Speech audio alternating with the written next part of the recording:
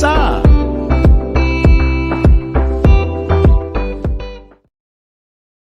Well, welcome to another episode of the Justice Plan TV and podcast show, where we bring you fascinating stories and insights to help you make your wedding day truly unforgettable. Now, I'm your host and professional wedding MC, Nathan Cassar, and today we have a special guest who's all about creating authentic and engaging ceremonies, Meggan Brummer, also known as Sydney Celebrant Services. Now, Meggan isn't your ordinary celebrant. She's a yoga and meditation teacher, an internationally published writer, and a marriage celebrant who infuses every ceremony with the magic of storytelling. Couples adore her for delivering ceremonies that are genuine, heartfelt, and devoid of any fluff. But that's not all there is to Meggan. Did you know that she grew up on a sugarcane farm in Zimbabwe? I certainly didn't. That's amazing. With degrees in psychology and drama, she's embarked on a journey of self-discovery, traveling the world solo before settling in Australia. She's lived in India, became a yoga teacher, and even started her career as a funeral celebrant. Talk about a fascinating journey. Now, in addition to her professional pursuits, Meggan has some exciting hobbies. She and her family enjoy snorkeling in Balmoral, where they've made headlines for returning lost wedding rings and even a $20,000 Cartier watch. Meggan's zest for life extends to her love for meditation, singing in Sanskrit, and her passion for making a meaningful difference. Today, Meggan joins us to share her wealth of knowledge on wedding ceremonies. We'll explore her 5 mistakes couples should avoid making at their wedding ceremony, ensuring that your special day goes off without a hitch. Plus, Meggan will also provide 5 invaluable tips for crafting unforgettable wedding vows, helping you express your love in the most meaningful way possible. So if you're ready to elevate your wedding ceremony to new heights and learn from the wisdom of a true celebrant extraordinaire, you're in for a treat. Meggan, welcome to the show. Thank you, Nathan. Lovely to be here.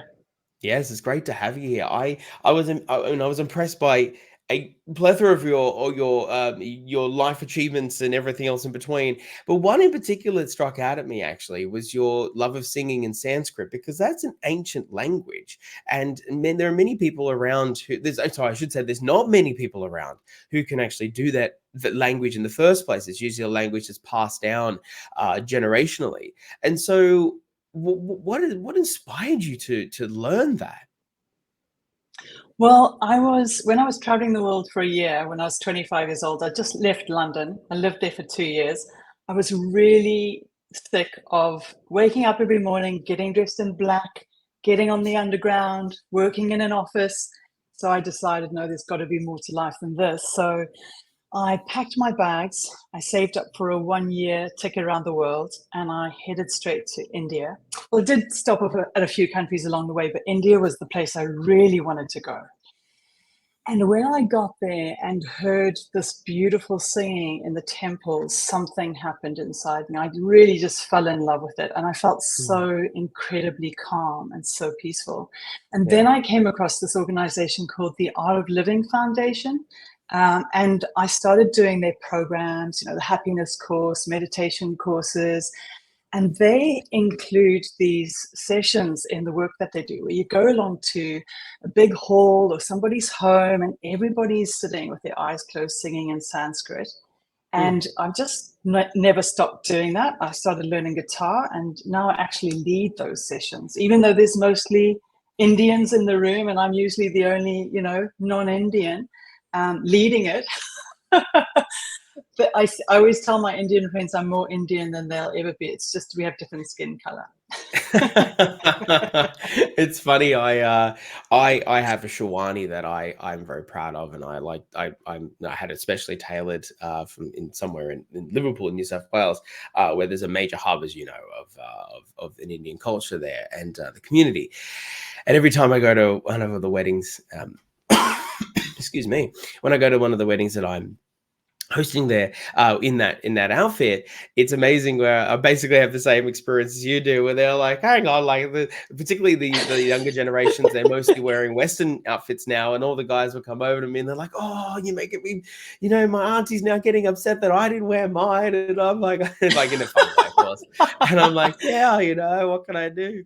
So, but you're right. It's a beautiful language and a beautiful culture, and I can It really absolutely see is. why you would have been entranced by it. So, what a wonderful skill to Totally. have alongside all, you finding lost treasure and being a yoga instructor. Have you ever considered combining yoga into your ceremonies?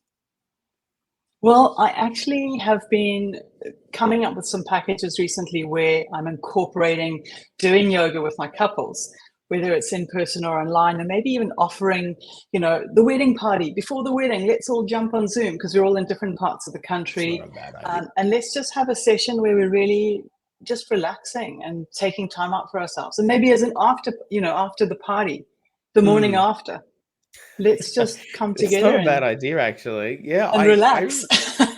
yeah, I think relax is a good way to put it, especially after all the drinking and the socializing. But yeah, that's Yes, yes, exactly. that's that'd be fantastic. I'm just immediately remember, like, those, like, the goat yoga and things like that, like all these amazing, like, Yes. extra little things in the yoga world that are coming out recently. I can just imagine, like, you being on the news for after they've done their vows, and okay, now into the downward dog, or whatever it's called, the downward dog. Why is that downward dog? That's a freaking food. Oh wow, jeez. Anyway, sorry, any yoga enthusiasts out there, I didn't mean that. So speaking of mistakes, you have an incredible 5-point plan about what to avoid, the kind of mistakes at the wedding ceremony. So I'd love to hear for this, because obviously, you and I both, Mm. we love to never make a mistake. That is being in the wedding industry is kind of like that. You have to. One of your thing is that you're a perfectionist and you never like to make mistakes because the one day you can only ever do. And so, what can couples do to avoid making mistakes as well? Oh, so many things. So the first one I would say is for those people planning an outdoor wedding. And most of my weddings, many of my weddings are outdoors because we've got so many beautiful spots in Sydney, right? Mm. If you're having an outdoor wedding, make sure you have a really great indoor backup. Now, and I find that a lot of couples think, okay, if it's raining, we'll be indoors, and if it's not raining, we'll be outside. But you have to think of other things as well, like, are they going to be, if there's going to be really strong winds, none of your guests are going to thank you for that, you know. And also the other thing is that the backup venue should not just be sheltered; it should also be gorgeous. So if your wedding has to transfer to indoors, you want to be able to feel really confident and happy that it's just as good an option. It's not just like, the backup in case, which you may not need, because you may actually need to go with that option. So make sure it's beautiful. Okay. Yes, absolutely. Yeah, there's definitely been some moments where I actually had a couple recently who had a great backup plan because they really wanted to get married on the beach, and thankfully, long story short is that they actually did get to do it, and they recently featured in the Sunday Telegraph. Actually, it was a beautiful day, but their venue also was immediately able to accommodate a weather plan, and I think it was important to have that in place. And it wasn't just like, oh, hey Nathan, like 2 days from the wedding, actually, if it rains, we're going to be here. I was told that months back that had already been established, that they'd already had that in place. They had the logistics set up. They'd already told their transport. They told everybody that needed to know. All the guests had even been told on their invitations and all that. And so it was definitely a robust plan that meant that they could activate it at a moment's notice and there was no confusion on the Right. day. Of course, there would have been a bit of a, I don't know, bit of a sore feeling that you didn't get to do it at your dream spot, but you're still getting married, you still had a plan, and it was almost relatively seamless. What else can you tell us about what other mistakes? Can I add to that one before we move on? Please. Something I'd say also really important when you're thinking of that backup venue is make sure if you are using that backup venue, make sure your ceremony is starting at exactly the same time as it would be starting if you were outside. So I once had a couple who were like, our backup venue is down at public dining room at Balmoral. If we're using that option, it's only going to be available an hour later. I'm like, now you've got to check if all your vendors are still available. You may have guests who are literally coming, for a set amount of time, and they have to get to something else. That's not going to be the case with in many weddings, but it may be people allocate a certain amount of time per event. Yeah, So true. especially with your vendors, make sure that it's the same time so that everybody's still on exactly the same schedule. Yeah, Or no, if you that's a can't great do point. that, and if you can't do that, if the backup venue just has to start an hour later, book all your vendors for an extra hour.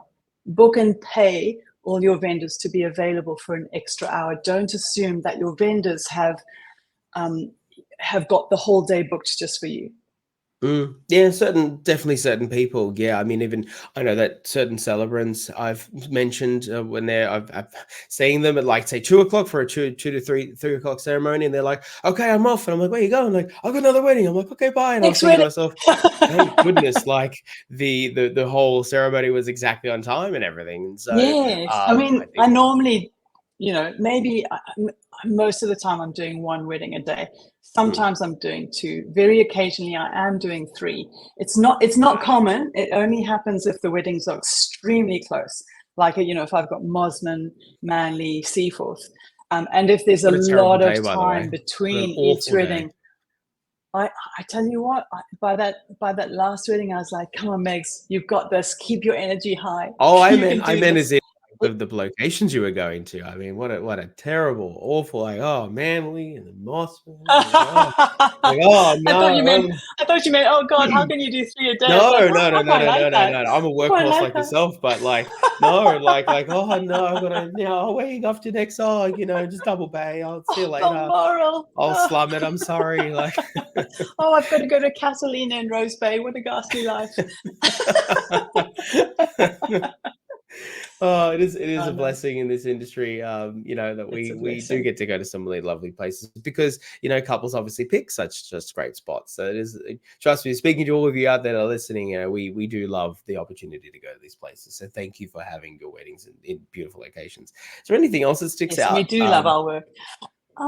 Yeah. I would say the other thing that I'd like to speak about around mistakes to avoid is if you are having a midday summer wedding, like say you're planning on starting your wedding at 12 o'clock or 12:30 or 1 o'clock, or even any time from 11 onwards, Mm, and you're looking at the summer months, it is going to be hot, right? mm, And I have been to so many outdoor weddings that are happening in that midday section where there's no shade for the guests, not just for the guests or for anyone, but it's your guests who get there early. It's your guests who are mm. waiting in the sun for half an hour, sometimes up to an hour for the enthusiastic guests. They tend to arrive a bit earlier, don't they? And then Yeah. then there's your ceremony. So by the time you arrive as the couple, they've had enough of being there in that sun. They're cooking, and some of the Yeah. men will be in long sleeve tops at the very least, or even jackets. And if there's no shade options, then they're just so uncomfortable. So I would say if you're planning an outside midday summer wedding, make sure you have shade options. Provide shade for your guests and provide water at the very least. Make sure they kept cool. Yeah, absolutely. There's a number of venues that I work at that have exclusively outside venues. I'm returning back to one this weekend, in fact. And one thing that they often do for the venue's sake is that they will provide water. Obviously, it's part of the package and the contract and everything else like that. Mm-hmm. But the fact is that there was an active decision when the couple were processing which venues to go to, that they knew, okay, well, we want an outside wedding. Fantastic. Well, we offer 3 locations to do that. Right. We'll pick one. Oh, there's no shade there. Okay, great. Well, we've got water. We've got, maybe we get like a shade a little bit when it comes to like a certain part of the day. So this is why we do it at this time. They don't do them at midday. They usually do them about 3 o'clock. So there's provisions in place, and it's still, yes, going to be somewhat, I think it sort of speaks to one thing there, which is be organized in the morning to make sure that you don't have your guests waiting around for a long, long time. Unfortunately, I've had one couple where Yeah.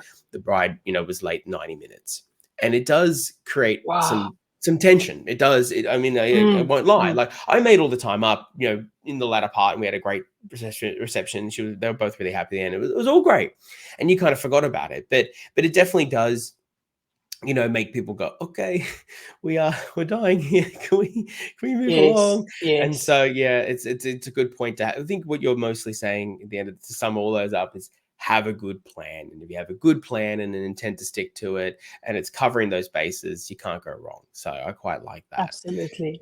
Speaking of Absolutely. things that you got to prepare, though, you hear a lot of vows, right? You hear a lot of people make these speeches during their weddings. I I'm do. going to ask a I certainly question do. because I think some people might be um, confused by this. Are vows legally binding? Do you have to do vows during the ceremony?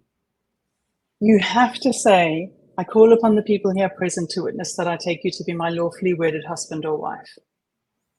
That's your And that's it. legal vow that you have to say, right? And the celebrant has to say some legal words. Everything else in addition to that, and obviously you need two witnesses over 18 who are non-intoxicated, but everything else in the ceremony is totally optional. But I Hmm. have found that most of my couples are writing personal vows. If I have a couple who are sitting on the fence wondering about whether or not they should do it, I will do my best to push them off that fence, because I think that really well-crafted vows can potentially become the heart of the ceremony, along with the love story, Hmm. the beautiful storytelling element. And a lot of couples are nervous about how can they express themselves well. But I'm an internationally published writer, and I'm actually putting together my first masterclass to take couples through how to write those vows, supporting them in Love writing it. those vows, making sure they're of similar weight, so that both of them leave, so that neither of them leave that ceremony feeling as though they either over-delivered or under-delivered. And it's people tend to think, oh, as long as we've got like the same kind of length and we're expressing our love, we're fine. I'm like, no, there's so many things to consider. Hmm. It really is an art. It's a craft to be Oh, able okay, to absolutely. styles. Yeah. And I can imagine I can totally resonate with like people feeling nervous because obviously I'm seeing it on the reception side where like you have a groom, for instance, that's absolutely packing it before. I had a groom very recently who his way of expressing nerves metaphysically was he went to the bathroom like 4 times before the speeches took place, and it was well, but it came a good laugh, and all that kind of stuff. But certainly, it does really manifest in very physical ways, but then also obviously very subtle ways as well. Which is why I encourage my couples to try to do their speeches as early as possible, as opposed to later in the evening. Me too. Yeah. So Oh, right. Yes. Yes. just to get that part of the day done, particularly if they're not used to it. Of course, I've had my fair share of couples, like I'm sure you have, that have been speech wizards and just love talking, and that's a fantastic thing Love it. too. Yes. Yeah. Yes. So for anyone wanting to nail it, what are your hot tips?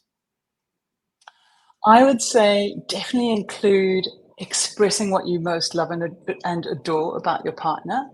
Really praise them. This is your time to uplift them. Mm, I would say express what you're grateful to them for. So this could be something that they regularly do for you. This could be their way of being. It could be anything that you just feel like, I'm just so grateful to my partner for dot dot dot, whatever it is. Let them know that, make them really feel appreciated. And actually make some promises. So this is quite funny actually, because they are called vows, right? mm, But some couples, when they send me their vows to review, there may not be any vows in there. They might be telling a story and it's really beautiful and they love them and you're amazing. But I'm like, but where are the vows? Like, vows means promises. So actually make some promises. And then I hear couples who, occasionally they'll send me their promises, and their promises could be something like, promise to be really patient with you when you're watching the footy again, or, and mm, I'm like, well, that's okay. If you want to add in a few, if you want to pepper the promises with something like, that's fine. mm, But I would say don't have too much emphasis on the lighter vows. Really let that emphasis be on the vows that take you even a little bit out of your comfort zone, where you're thinking, mm, what are the commitments that I want to make to this person for the rest of our married life? Like, what is going to push me a little bit? Dig deep for those promises and really come up with something meaningful and sincere, and promise that to them in front of everybody. I think doing it in front of everybody is also so powerful and so much more deeper and more profound, because it makes you accountable for what you say. mm. And I would also say, share a little bit perhaps at the end, I always think this is a nice way to sort of move into the end, but is to say to your partner, what are you excited about around your future? What are you looking forward to as a couple? You know, what lights you up? What are you really like, oh my God, this is amazing, this journey we're going on. And I'm so excited about ... And for some people, that's, you know, living in a certain place or having kids, building a family, or welcoming their family and friends into their lives and creating community. It's just what's really important for you. And so often I get sent vows where the couple just kind of finish the vows. It's that you get to the end and you're like, well, you haven't even told them that you love them. You know, so say that you love, tell them that you love. If you love them, say you love them. Of course you love them, otherwise you wouldn't be getting married to them, right? Let them know. If you were really excited about becoming their husband or wife, let them know that you're so excited about becoming their husband or wife. Make them feel special. So the vows should uplift, you know, the vows should uplift your partner. It seems on face value that it would be that moment would you know, happen like that. You know, I think some people would, if they haven't been married before, obviously don't go to a lot of weddings, perhaps they just imagine that purely the act of having something to say, let's call it a vow because it's called vows, is going to be naturally, organically, already by definition, just, you know, beautiful and whatever. But actually, you know, you've got to craft it. You've got to create it. The words have got to be placed one next to the other, and they've got to have the content in order to be able to provide that. And they have to flow. Exactly. And of course, you know, don't worry, everyone will, whatever you say, just like when I tell my couples about their reception speeches, it's like, you know, whatever you say, people are going to clap. If you get up and say, thanks for coming and sit down, people are going to like, oh, that was so great. That was amazing. Like they're there for you. But in the moment, these pure moments, particularly like the vows, you're so right that they need to be injected with more meaning. And, you know, just looking at the dictionary meaning of, you know, vow might even be a great start to achieve that. Yes.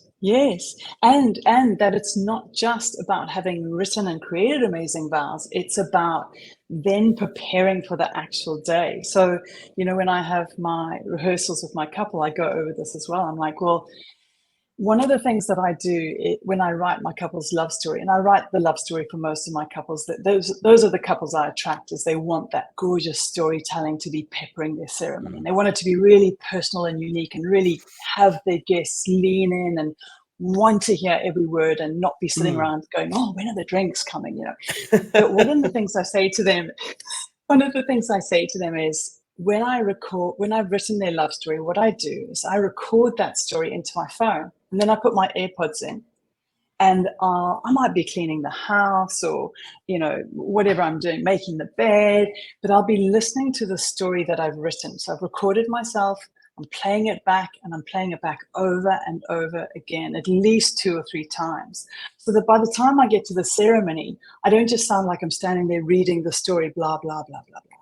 But I'm actually infusing it with, like, sometimes I'm going to be speaking really, really fast about certain parts. And then at other points of your story, I'm going to be slowing it down, and I'm going to be pausing, and I'm going to be looking at people in the eye. And you know, I'm going to be like really bringing that rhythm and that aliveness and that authenticity and that naturalness to it. And I say to them, now, when you come up after I've done that, and you do your vows and you just read from the book, suddenly the energy in the ceremony is going, you know, you know what I mean? Yeah, absolutely. So you have to do this too, I say to them. What I really suggest to them is that they record their vows. They put their headphones in when their partner's not around. They listen to them, and at the same time that they're listening to them, speak them aloud as they're hearing those words. Speak them aloud and get used to having those words come out of your mouth. And they will find that when they do that, there'll be certain points in the vows that they've written where they keep stumbling. Same point. They keep stumbling at the specific point in their vows. So then they can go back to their vows and refine it and take out that word, replace it with something else, make the sentence shorter, extend that other one, whatever it is they need to do. And that's when the vows start to come together. And then on the day, they absolutely nail it, you know, and it's gorgeous. And people go, oh my God, your vows were amazing. And then they go, oh, Megs, thanks so much for all your help with that, because it was not just about writing a few gorgeous things. It was crafting and the practicing and the rehearsing and then the delivering on the day. I absolutely love that. That's the drama student coming out of you 100%. But I think it's Me too. I can resonate with that 100%. I think We're from both one drama perform students. well, one from one. Actually, I was never a drama student. Actually, I was, funnily enough, people think I studied this. It's just my time on cruise ships where I studied. I was public speaking background too, but I love that. I love that you infuse those principles of performance into it, because, and it's not a fake performance. I think it's like the rare kind of performance in our life, which actually is the most genuine, raw expression of who you are. It's just bringing all your best attributes out to the forefront in the most important part of your life at that point, to the very person that you want to commit your life to. I think being able to guide that in a way that isn't just reading from the phone or the printed paper, whatever, is definitely, transforms those moments. I absolutely love that. We are, unfortunately, I could talk to you forever, but we're running out of time. So I just want to tail up with this season. We're doing a couple of rapid fire questions. So it's only going to be 3, so don't stress too much. But start with this one. What is your number one trend that you're seeing this year come alive? Oh, I would say that I'm really noticing that couples are starting to let go of having a bridal party. It feels like the bridal party, originally were around to help the bride and take her flowers and adjust her dress and support her before the wedding, and you be the person who the bride can delegate certain jobs to. And now what I'm noticing is that brides are tending to look at a bridal party and going, actually, they're just really expensive. And I've got to pay for their dresses, I've got to pay for their suits, and I've got to pay for their hair and their makeup. And it's a bit of hard work, actually. And I'm not really getting any support or help from them. So do I actually want to be doing this? And so I'm finding that a lot of couples are, they'll still have their team with them. They'll still have their besties come along with them and help them and enjoy certain experiences with them. But on the day, I'm seeing a lot more that there's the two of them up there, standing up at the front on their own. And I feel like that is becoming a bit of a trend now. Interesting. Yeah, I think I actually just read an article about that yesterday, actually. So I think you're definitely on the money with that one. Second question, what is one question that couples should ask you when wanting to engage with you? Interesting question. There's so many different things. I wrote a whole article on this, questions to ask your celebrant. So it's about really choosing which one. I would get them to ask me, what are the ceremonies I most love doing? What is my passion? And for me, that's always going to be, I'm going to speak into storytelling. I'm going to speak into connection and meaning and depth. And I'm going to speak into having the guests laughing and crying. And that could be juxtapositions, But if that's, and then they'll find out whether I'm for them. Because for the couples who just want something really plain and simple, and they really just want to be married, that's not what lights me up. Of course, I do those weddings as well. I get those couples. But when the couple come to me and they say, yes, we want you to write our love story. Yes, we want your help with our vows. Yes, we want you to video our ceremony, because I actually video the ceremonies as well.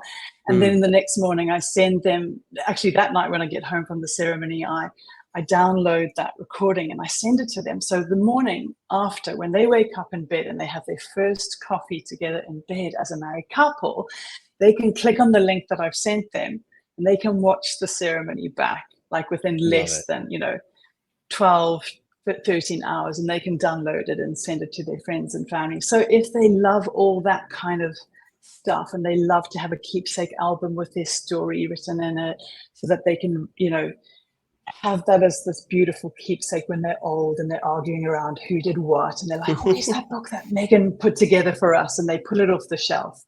Or their grandkids are, are in bed and they go, Mommy, Daddy, can you read us Granny and Grandpa's love story? And then they pull the book that I gave them off the shelf where we've written their love story.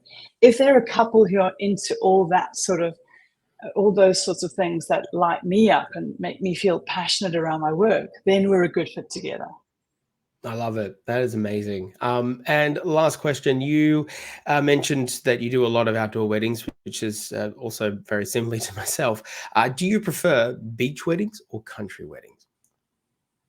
Oh, that's a hard one for me. I grew up on a farm in Africa, so I love country, but I've chosen to live in Balmoral because I love the ocean. So I think I'm straight down the line there. I think I'm 50-50. You have a I good love reason them to be both. I on really the fence do. with that one, I think. Yeah, I think I'll give you a pass on that one. Thanks, Fair Nathan. enough. Such a gentleman. Of course. So we've definitely said it all today. What can people do if they have been entranced by, which I'm sure they have, by everything you mentioned today, and would like to find out more about you? Where can they find you? They can head straight over to my website, which is sydneycelebrantservices.com. Fantastic. Once they get there, I'm very transparent with packages and pricing. I put everything on my website, so no one has to ask me how much I charge and what I do. And if they check out the packages and they read up about me and they like what they see, they can click a button that books me in for a Zoom chat. Straight into their calendar, straight into my calendar. Too easy. Perfect. You make it simple, so simple, and I think that's Yes, simple. just Love taking the simple. barriers out. Absolutely. Well, Absolutely. Meggan, thank you Absolutely. so much for joining us today. You've given us a wealth of knowledge to really sit upon, and I'm sure that the listeners right now are getting an amazing treasure trove of tips and tricks about how to approach the ceremony. So I look forward to the next time we get to work together. And in the meantime, thank you for joining us on the show today.